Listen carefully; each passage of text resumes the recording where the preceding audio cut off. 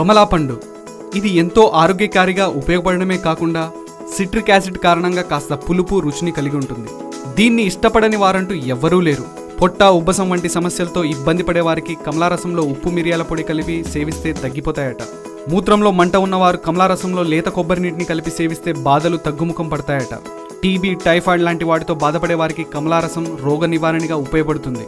ఈ పళ్ల రసాన్ని తాగితే శరీరంలో నిరోధక శక్తిని పెంచుతుంది, జలుబు, తుమ్ముల నుంచి దూరంగా ఉంచుతుంది.